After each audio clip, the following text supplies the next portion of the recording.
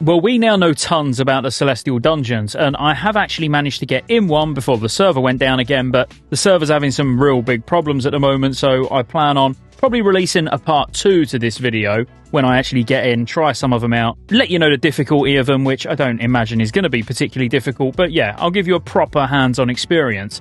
For now, I want to tell you everything we do know about them when it comes to how quick it's going to be to get Valor, when they're going to release, what we're going to be able to get, and the list is pretty extensive, so I do want to just say like and subscribe. As always, check out Rested XP, and we'll just jump straight in with this one because it's very late. So firstly, the Celestial Dungeon's eye level is 435 to Q at the moment. Whether it stays that way or not, we'll have to wait and see, but that's exactly the same as Heroic Dungeons. We already know the buff that you can get, so when you go in, you're going to see the 4 Celestials, and you're going to take the buff that's relevant to you. So for example, when I was on my Windwalker here, I grabbed SOOOO's buff, which gave me strength and agility, and also then does some lightning damage. All of the mobs have got an aura on them that increases their damage by 25% and their health by 100%, so that's basically just being counteracted by the buffs that you get. But then there are going to be things from raids as well, which we'll get into in a minute. Each boss in the dungeon is going to drop this new currency, which is called August Stone Fragments. Now, I think this is probably the best place to start. Everybody will get 2 of these per boss, and if you kill all the bosses in the dungeon, the last boss will drop an extra 3.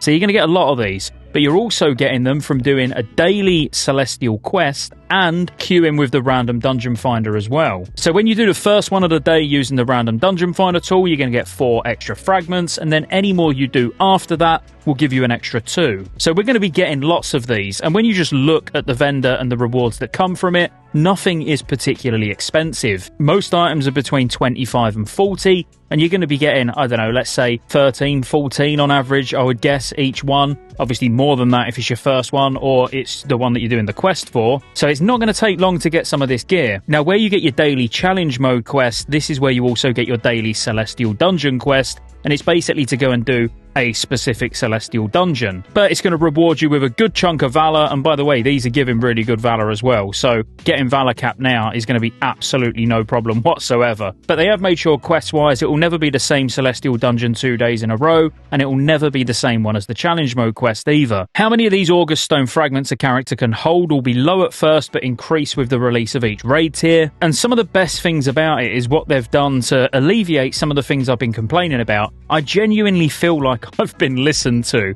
I'm sure everybody's been complaining about the same things, but if you watch my Valor/Charm video the other day, they're using these as a way for us to be able to get charms on our ults, which is amazing. And by the way, if you did watch that charm video the other day, they've also lowered it from 90 to 50.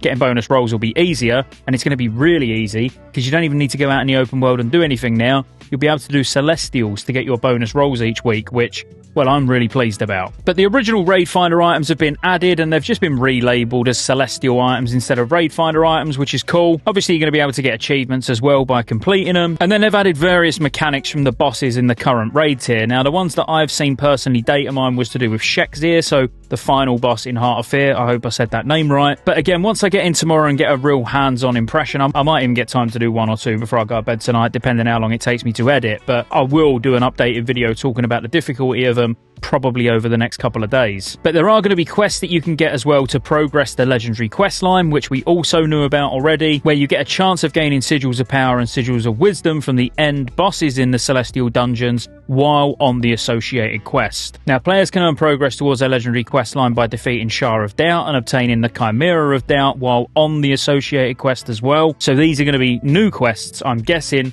specifically for the legendary quest line. Players can take the route of doubt by declining Rathian's request to harness fear. I got no idea what that means, I'll be honest with you. Now, they're also phasing the way we can get this gear. So when we get Mogoshon Vaults launch, 2 weeks after, we're going to get the Celestial Dungeons, and all the Celestial rewards are going to be on the vendor. Then we're going to get Heart of Fear, which this literally confirms, by the way, if we didn't know already, which we pretty much did, that Heart of Fear is coming separate to Mogoshon Vaults. So it's going to be Mogoshon Vaults, then Heart of Fear. But it also looks like Terrace might be separate as well, because once the Heart of Fear releases, no new items will be added to the vendor or Celestial Dungeons until 2 weeks after the raid has been released. Upon 2 weeks elapsing, then you'll be able to purchase the items, but only the ones from Heart of Fear. So you'll be able to get the tier chests, the tier legs, and all of the items that come from Heart of Fear. But then it does say, once the Terrace of Endless Springs releases, that's as if to say we're going to get Terrace after Heart of Fear. I could be wrong there, I might be looking into it a little bit too much, but To me, that does read like we're getting 3 separate launches, which,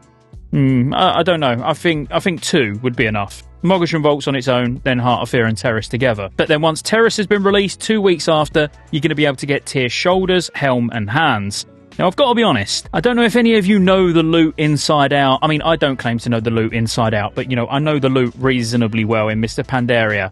And that don't make sense to me, because the hands actually come from Heart of Fear. The only tier that comes from Terrace is the head and the shoulders, where you can get the shoulders from Lei Shi and the head from Shah. That could be a typo. Maybe we're meant to get the hands with the Heart of Fear, well, 2 weeks after the Heart of Fear release, which I'm guessing is probably going to be the case, so I won't split hairs over something so minor. But in my opinion, that's a really good way of them releasing the Celestial Dungeon loot anyway. Couple of weeks of it being on its own as normal and heroic, and then Celestials you can get the LFR gear. Now, outside of 2 weeks after Terrace, where we're going to get the LFR loot for Terrace on the vendor as well, we're going to get some really good bind on account stuff. So you're actually going to be able to buy a satchel that contains 10 stone fragments that you can then send to alts. So you'll be able to literally just spam Celestial Dungeons on your main while sending these to your alts to get tons of gear on, which is really cool. But the biggest thing is they've added like a lucky bag for 15 of these fragments, which has got a chance at pets and mounts, and some of the mounts apparently are completely unreleased in original Mr. Pandaria, but they have lesser charms in as well.